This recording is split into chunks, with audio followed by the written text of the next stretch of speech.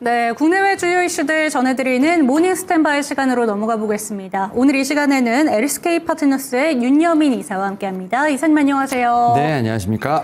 네, 금요일장에도 3대 지수가 일제히 하락을 면치 못했습니다. 중동의 지정학적 리스크는 주말 사이에도 좀 올라가는 모습이었는데요. 개장 전에 체크해야 되는 포인트 어떤 부분들이 있을까요? 네, 일단 지난주 금요일 이후부터 사실은 지금까지도 계속 속보가 좀 전해지고 있는 상황이기 때문에 일단 이 중동 리스크에 대한 부분들은 분명히 체크해볼 필요가 있다. 그래서 결국 이제 두 가지 키워드로서 중동 리스크와 그다음에 이제 이번 주 있을 이제 FOMC 관련된 부분들, 결국 이제 인플레이션 관련된 부분 두 가지를 먼저 체크해볼 필요가 있지 않을까라는 좀 생각을 하고 있는데요.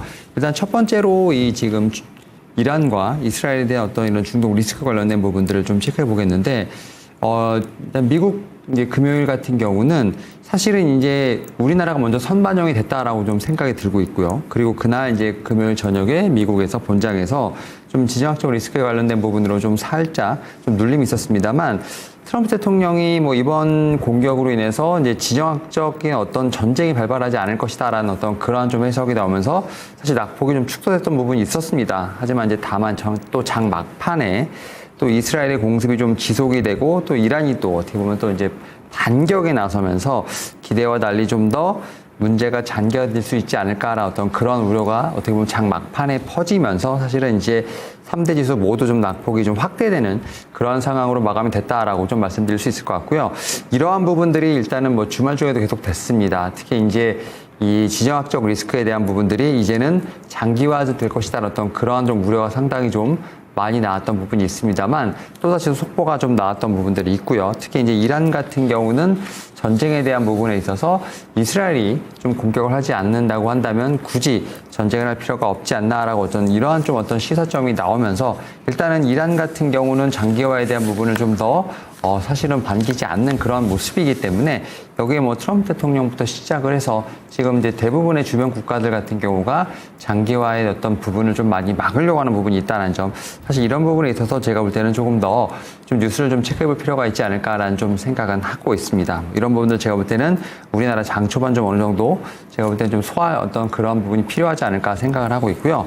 두 번째로는 이제 인플레이션 관련된 부분을 좀 체크해 볼 필요가 있지 않을까라는 좀 생각을 하고 있는데, 사실 이제 지난 금요일 미국장에서도 사실 이제 인플레이션 관련된 지표들은 좀 발표가 됐습니다. 특히 이제 미국의 6월 소비자 심리지수 같은 경우는 좀 예상과 달리, 특히 이제 지난달과 또 달리 좀 상회한 모습을 좀 보이면서 확실히 소비자 심리지수 같은 경우가 많이 좀 개선된 모습이 나왔다라고 좀 말씀드릴 수 있을 것 같고, 또한 여기에 대해서 1년 기대 인플레이션 자체가 좀 많이 좀 어떻게 보면 하회하는 모습이 좀 나오면서 관세 우려에 대한 부분들이 좀 많이 완화된 어떤 그러한 좀 스탠스가 좀 나오지 않았나 생각을 합니다. 이런 부분들 같은 경우가 지금 경제 지표에 어떻게 좀 반영되는지를 좀 체크해 볼 필요가 있는데, 다만 이제 물가 같은 경우는 좀 어느 정도 둔화가 되는 상황, 이런 상황에서 이제 FOMC가 좀 기다리고 있는 상황인데, 과연 FOMC에서 이런 부분을 어떻게 해석할지에 대한 부분들은 좀 상당히 기대해 볼 만하다라고 좀 말씀드릴 수 있을 것 같습니다. 물론 이제 연준 같은 경우는 확실히 좀 보수적인 스탠스를 좀 가지고 있는 상황이기 때문에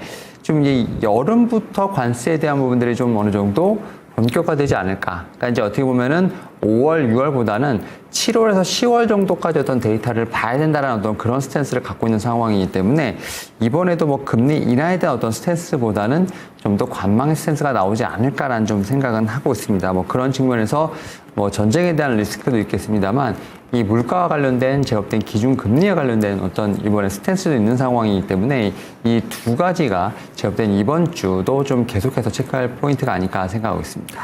네, 시장 전반에는 이 테일 리스크가 감돌고 있고 또 이번 주에는 연준의 스탠스도 확인해 봐야 되고 다양한 이벤트들이 있는 만큼 경계감이 있었던 시장인 것 같습니다. 이번 주에도 변동성이 좀 상당할 것으로 예상이 되고 있는데 첫 번째로 살펴볼 키워드는 어느 쪽 체크해 볼까요?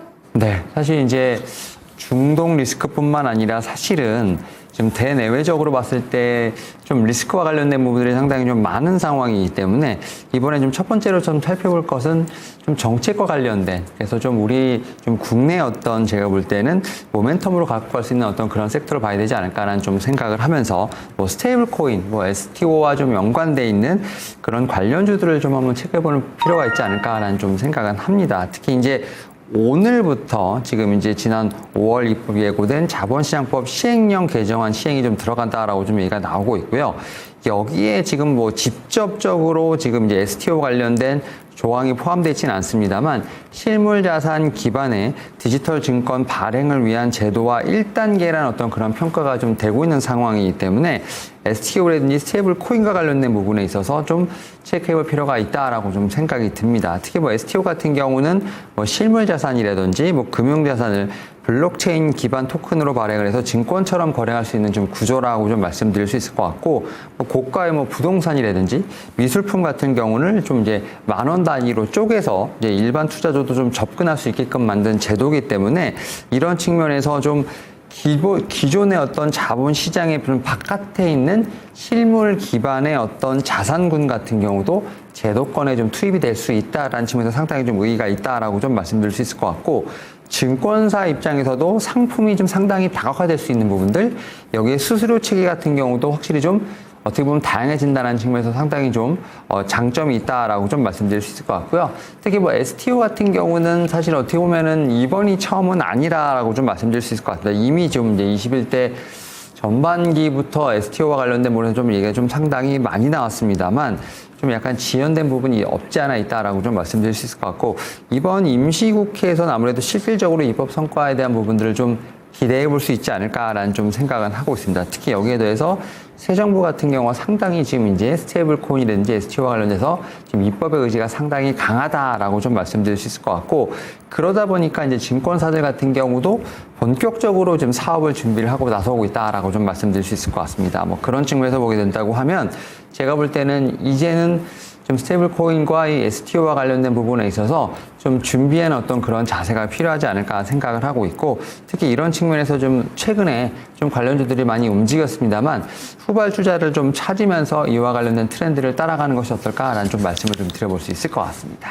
네, 글로벌 시장에서도 결제 트렌드가 조금씩 바뀌고 있고, 지난주 한 주 동안에 이 STO 관련된 종목들을 한번 살펴봤을 때 급등락이 지속적으로 반복이 됐습니다. 특히나 사이즈가 작은 종목들이 많다 보니까 어떤 종목들을 살펴봐야 될까 고민이 되실 것 같은데요. 오늘 관심 종목 어떤 종목일까요?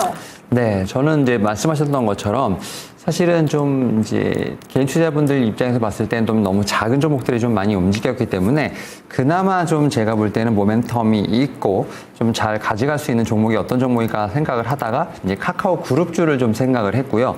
다만 카카오 그룹주 내에서도 좀 관련된 종목들 같은 경우가 좀 어떻게 보면 주가 자체는 좀 상당히 다르게 움직이기 때문에 저는 이제 카카오를 좀 말씀을 좀 드려볼 수 있을 것 같습니다. 사실 이제 카카오 같은 경우, 특히 카카오 그룹주에서 카카오페이라든지 카카오뱅크 같은 경우가 사실 어떻게 보면 관련된 종목으로서 급등을 했다라고 좀 말씀드릴 수 있을 것 같고, 여기에 더해서 이제 카카오 관련된 어떤 본체라고 할 수 있는 카카오도 이제 어떻게 보면은 같이 움직이고 있다라고 좀 말씀드릴 수 있을 것 같습니다. 사실 이제 카카오 같은 경우는 이런 좀 STO 관련된 쪽에서 제가 볼 때는 모멘텀도 있습니다만, 최근에 이제 이 카카오 같은 경우가 AI 디지털 허브와 관련된 측에서 봤을 때 좀 뉴스가 좀 나왔는데 6천억 이상을 좀 남양주에 좀 구축을 하고 있는 어떤 그러한 속보가 나왔다라고 좀 말씀드릴 수 있을 것 같습니다.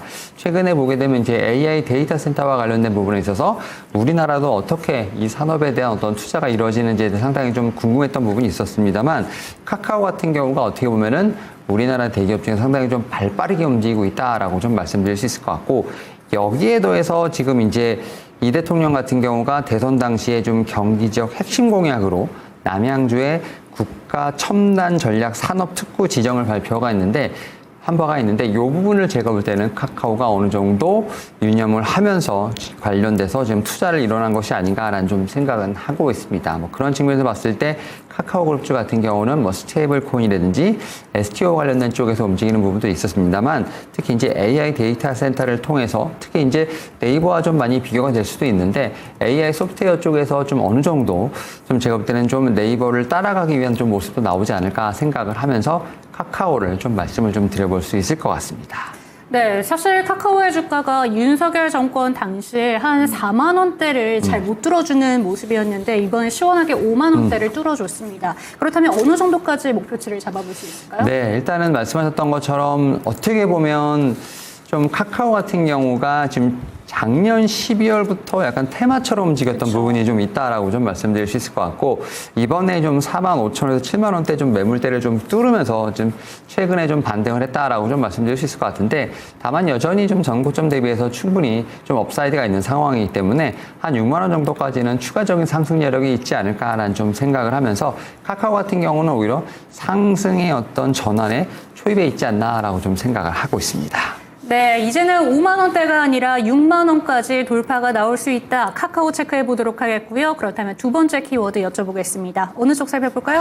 네, 일단은 두 번째는 좀 전력 인프라 관련된 부분을 좀 체크해 볼 필요가 있지 않을까라는 좀 생각은 하고 있는데요.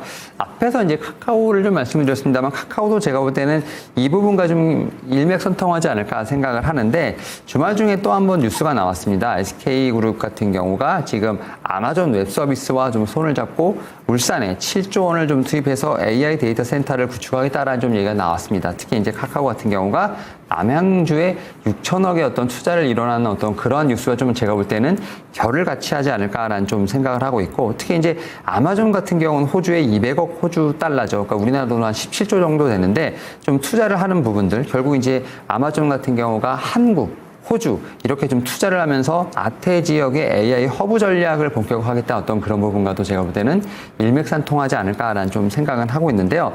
특히 울산 지역의 지금 AI 데이터 센터에는 지금 SK그룹이 지금 다 들어간다고 보시면 될 것 같습니다. SK텔레콤부터 시작해서 SK하이닉스, SK브로드밴드 같은 SK 주요 계열사가 전체적으로 참여를 한다라고 좀 말씀드릴 수 있을 것 같고요. 특히 이제 이 7조 원 중에서 지금 이제 아마존 웹 서비스 같은 경우가 약 한 5조 4천억 정도가 좀 투자되는 상황이기 때문에 SK그룹이 한 1조 5천억 정도로 좀 생각하면 된다라고 좀 말씀드릴 수 있을 것 같고, 지금 이제 8월부터 기공식이 시작이 된다니까 하니까 바로 이제 투입이 된다라고 좀 보시면 될 것 같습니다. 결국 그러다 보니까 이 AI 데이터 센터와 관련돼서 다시 한번 관련된 인프라 쪽에 대한 좀 시장에서의 집중이 좀 되지 시선이 집중되지 않을까라는 좀 생각을 하고 있고, 특히 데이터 센터가 좀 거의 82% 정도가 수도권에 좀 몰려있는 상황에서 지방으로서의 어떤 이런 좀 제가 볼 때 투자 같은 경우는 확실히 분산에 대한 효과는 분명히 있다라고 좀 말씀드릴 수 있을 것 같고, 결국 그러한 측면에서 AI 데이터 센터가 좀 세워지게 된다고 하면 관련된 제가 볼 때는 업종을 좀 찾아볼 필요가 있지 않을까라는 좀 생각을 하고 있고, 당연히 이제 반도체뿐만 아니라 쿨링 시스템, 여기에 더해서 전력원, 전력 인프라와 관련된 부분들이 다 지금 이제 제가 볼 때는 주요 대상이라고 좀 말씀드릴 수 있을 것 같습니다. 다만 이제 앵커님도 말씀하셨습니다만, 지난주 금요일부터 우리나라 같은 경우 좀 이제 지정학적 리스크, 특히 이제 이번 주도 한번 체크해 볼 필요가 있는데, 이 지정학적 리스크에서 얼마나 지금 이제 모멘텀을 갖고 종목들이 좀 자리를 지키면서 움직이냐에 대한 부분을 체크를 해봤을 때, 전력 인프라 같은 경우가 사실은 좀 지난주 금요일 날 시장의 낙폭 대비해서 잘 견디는 모습이 나왔다라고 좀 말씀드릴 수 있을 것 같고, 여기에 대해서 이러한 좀 모멘텀이 좀 생기게 된다고 하면 다시 한번 반등을 좀 보였을 때 가장 탄력적으로 올라올 수 있는 그런 종목들이 아닌가라는 좀 생각은 하고 있습니다. 그런 측면에서 전력 인프라와 관련된 부분들은 AI 데이터 센터와 함께 좀 같이 한번 체크해 볼 필요가 있지 않을까라고 좀 말씀드려 볼 수 있을 것 같습니다. 네, 결국에는 시장의 위험도가 올라가고 있기 때문에 조금 더 중장기적으로 볼 수 있는 섹터로 돈이 몰리고 있다라고 생각해 보시면 되겠습니다. 그렇다면 관심 종목 어떤 쪽일까요? 네, 일단은 전력 인프라와 관련돼서 좀 여러 좀 종목들이 있는 상황입니다만, 저는 당연히 좀 변압기 쪽에서 좀 갖고 왔다라고 좀 말씀드릴 수 있을 것 같고, 변압기 쪽에서 그래도 좀 움직임이 좀 탄력적으로 나오는 종목입니다. 바로 산일전기를 좀 다시 갖고 왔다라고 좀 말씀드릴 수 있을 것 같습니다. 특히 이제 지난주 금요일만 아니면 어떻게 보면 상승 추세를 계속 이어갈 수 있는 부분이었습니다만, 지난주 금요일에 좀 살짝 밀렸던 부분들, 하지만 여전히 제가 볼 때는 11선, 지금 21선에 대한 어떤 지금 제가 볼 때는 좀 지지를 받으면서 그래도 차트 자체가 좀 무너지지 않은 상황이기 때문에, 오늘 같은 경우 좀 어떤 이 지환적 리스크가 어느 정도 시장에서 소화된다고 하면 다시 한번 반등 추세를 이어나갈 수 있는 종목이 아닐까라는 좀 생각을 합니다. 특히 산일전기 같은 경우는 미국 향에 대한 어떤 매출이 상당히 많은 종목이기 때문에 좀 미국과의 어떤 그런 연관성을 체크해 볼 필요가 있지 않을까라는 좀 생각을 하고 있고, 여기에 더해서 특히 이제 산일전기 같은 경우는 우리가 생각하는 이 전력 인프라와 관련돼서 여러 가지가 있겠습니다만, 신재생과 관련돼서도 저는 이제 좀 모멘텀이 있다라고 좀 생각이 들고 있고요. 여기에 대해서 좀 노후화된 어떤 시설을 교체해야 되는 어떤 그러한 수요와도 좀 일맥상통하지 않나라고 좀 생각을 하고 있습니다. 특히 뭐 지금 투자 증가라든지 캐펙스 확대에 대한 효과도 분명히 있다라고 좀 말씀드릴 수 있겠습니다만, 뭐 앞에서 말씀드렸던 것처럼 이 신재생과 관련된 부분도 분명히 체크해볼 필요가 있지 않을까라는 좀 생각을 하고 있는데, 특히 이제 뭐 미국 같은 경우도 그렇고 우리나라 같은 경우도 그렇고 원전과 관련된 부분과 신재생과 관련된 부분도 사실 어떻게 보면은 이런 좀 어떤 하나를 좀 픽해야 되냐 뭐 이런 좀 싸움이 납니다만, 사실은 거의 서로 보완해 가면서 전력을 공급해야 되는 그런 상황이 지금 오고 있다고 볼 수 있을 것 같습니다. AA 데이터 센터가 그만큼 전력을 워낙 좀 많이 잡아먹는 상황이기 때문에 결국 제가 볼 때는 원전과 신재생, 여기에 더해서 이 노후화된 부분을 교체해야 되는 수요까지 좀 맞물리다 보니까 사실 뭐 미국 시장뿐만 아니라 유럽 시장에서도 상당히 좀 많은 수요가 있겠습니다만, 뭐 산일전기 같은 경우 특히 미국 지역에서의 어떤 비중 자체가 뭐 전체 매출의, 해외 전체 매출의 70% 이상을 좀 차지하는 상황이기 때문에 제가 볼 때는 미국에 대한 어떤 수요를 좀 체크해 보게 된다고 하면 충분히 업사이드가 있지 않을까라는 좀 생각을 하고 있고요. 특히 이제 올해 실적을 좀 봤을 때 좀 실적 서프라이즈가 예상된다라는 부분이 있습니다. 뭐 전체적으로 올해 전체적으로 영업이익 같은 경우 한 1,600억 정도가 예상이 되는데, 전년 대비 특히 이제 2024년 대비했을 때 거의 50% 이상 제가 볼 때는 성장할 것으로 보인다는 건 상당히 큰 폭의 성장세가 예상된다라고 좀 말씀드릴 수 있을 것 같고, 그런 측면에서 뭐 올해뿐만 아니라 내년에도 제가 볼 때는 수주와 관련된 부분에서 실적에 대한 어떤 성장세가 일어날 것으로 보이고 있기 때문에 충분히 저는 어려운 시장 속에서 포트를 좀 지켜줄 수 있는 그러한 종목 중에 하나가 되지 않을까라는 좀 말씀을 드려볼 수 있을 것 같습니다. 네, 오늘의 관심 종목 산일전기입니다. 사실 변압기 부분을 강조해 주셨는데 이 대미 수출에서 540% 성장했다라는 기사도 오늘 긍정적으로 영향 끼칠 것 같은데요. 그렇다면 목표가는 어느 정도로 살펴볼까요? 네, 일단은 저는 이제 현재가에서도 충분히 좀 업사이드가 있다라고 좀 생각이 듭니다. 오히려 좀 저는 눌림목을 통해서 분할 매수 관점으로서 접근해 볼 필요가 있지 않을까 생각을 하고 있고, 1월 달에 좀 세웠던 지금 83,500원이 전고점인데 저는 이 부분을 한번 넘어갈 수 있는 그런 시세가 나오지 않을까라는 좀 생각을 하면서, 일단 8만 원대 마지막 좀 매물대를 벗겨내게 된다고 하면 전고점을 다시 한번 좀 탈환할 수 있는 좀 그런 부분이 있기 때문에 1차적으로 한 8만 원, 2차적으로는 신고가의 한 9만 원 정도까지 조금 제가 볼 때 목표가를 좀 나눠서 한번 체크해 볼 필요가 있지 않을까 말씀드려 볼 수 있을 것 같습니다. 네, 전고점 8만 원이 아니라 이제는 9만 원 윗단까지 바라보겠습니다. 산일전기 살펴봤고요. 마지막 관심 종목 어떤 종목일까요? 네, 일단 저는 이제 좀 이 순환매가 돈다는 측면에서 봤을 때 최근에 다시 한번 좀 올라오고 있는 이 조선과 방산 쪽에서 한번 제가 볼 때는 이 종목을 찾아보는 것도 어떨까 생각을 하면서 조선 쪽에서 한 종목을 좀 갖고 왔습니다. 바로 이제 하나오션이라고 좀 말씀드릴 수 있을 것 같은데, 하나오션 같은 경우는 어떻게 보면 4월 달 이후에 좀 상당히 좀 지지부진한 흐름이 있었습니다. 다만 뭐 주가 자체는 좀 어떻게 보면 고점에서 많이 횡보했던 부분이 있었습니다만, 지난주 뭐 금요일도 그렇고 어떻게 보면 시장이 어려운 가운데서도 지금 이제 주가 자체가 좀 고개를 들면서 다시 한번 좀 상승 추세로서의 어떤 전환을 보여주고 있다라고 좀 말씀드릴 수 있을 것 같은데, 아무래도 이제 이 하나오션 같은 경우는 미국의 조선업과 좀 많이 연관이 되어 있다라고 좀 말씀을 드릴 수 있을 것 같고, 특히 이제 조선업 협력을 좀 상당히 강조를 많이 하고 있는 상황이죠. 특히 이제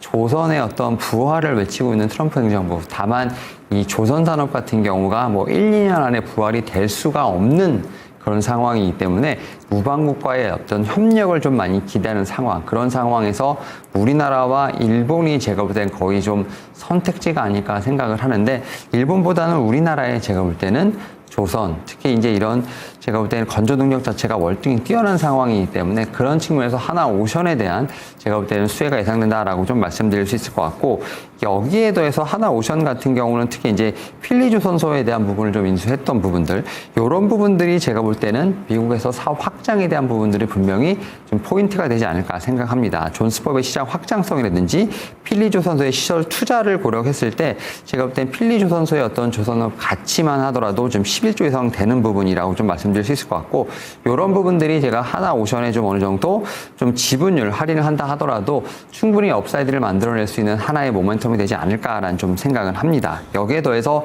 실적 성장도 좀 체크해볼 필요가 있지 않을까라는 좀 생각은 하고 있는데, 특히 이제 뭐 필리조선소 또 오스탈과 좀 연계를 해서 수주 활동이 좀 계속 일어나고 있다라고 좀 말씀드릴 수 있을 것 같고, 그런 측면에서 에비타 자체가 좀 드라마틱하게 성장하는 그런 모습이 나온다. 또 이제 공정 안정화라든지 뭐 제가 볼 때는 선종에서도 제가 볼 때는 이런 좀 이 선종에 대한 부분을 좀 어느 정도 선택적으로 받아내는, 그래서 고수익의 어떤 선종만을 좀 제가 볼 때는 선택을 하는 어떤 그런 입장을 좀 가지고 갈 수 있기 때문에 그런 측면에서 영업이익에 대한 어떤 그런 급증도 예상이 된다라고 좀 말씀드릴 수 있을 것 같고, 그런 측면에서 최근에 좀 많이 횡보를 했던 부분들은 오히려 매수의 기회로 보지 않을까라는 좀 생각은 하고 있습니다. 물론 이제 이러한 부분도 있습니다. 좀 오버행에 대한 이슈에 대한 부분도 좀 우려가 있었습니다. 특히 2대 주주라고 할 수 있는 뭐 한국 수출입은행의 어떤 제가 볼 때는 뭐 전환사채 보통주 전환에 대한 부분 분명히 좀 제가 볼 때는 이슈가 좀 있었습니다만, 오히려 이런 부분을 통해서 주가가 좀 조정을 받았다는 것 자체는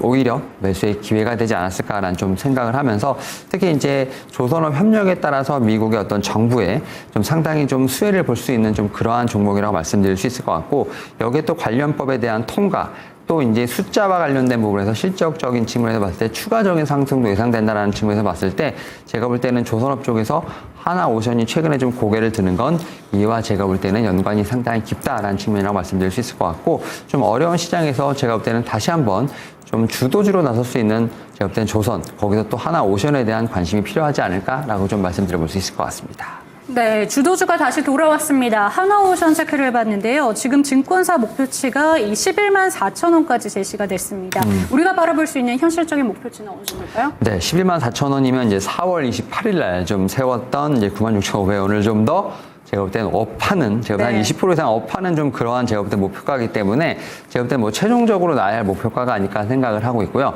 일단 저는 뭐 단기적으로 봤을 때 일단은 좀 전고점에 대한 트레이는 분명히 하지 않을까 생각을 합니다. 지금 상황에서도 한 제가 볼 때 15% 이상의 좀 업사이드를 좀 볼 수 있을 것 같은데, 일단 1차적으로 전고점에 대한 부분 4월 28일 세웠던 뭐 96,000원 정도의 어떤 목표가를 좀 말씀을 좀 드릴 수 있을 것 같고, 지금 이제 증권사에서 제시한 이제 11만 4천 원 같은 경우는 아예 좀 신고가 영역이라고 좀 말씀드릴 수 있을 것 같은데, 이 부분 같은 경우는 조금 좀 장기적으로 보시는 게 어떨까 생각을 합니다. 이에 따라서 제가 볼 때는 단기적으로 목표가는 좀 전고점 부근인 한 96,000원 정도를 좀 설정을 하면서 이 종목에 대한 제가 볼 때는 좀 매매를 해보시는 게 어떨까라고 좀 말씀드려볼 수 있을 것 같습니다.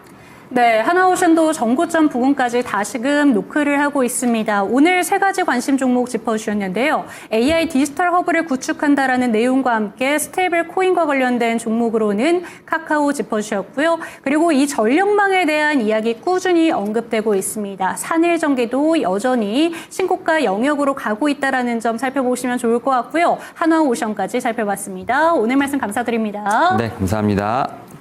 네, 이렇게 세 가지 종목까지 살펴봤습니다. 오늘도 종목들에 대한 다양한 이슈들 살펴봤는데요. 특정 종목에 대한 상승과 하락은 보장하지 않는다는 점 반드시 기억해 주시고 한 주 출발했습니다. 오늘도 성공 투자하시기 바랍니다.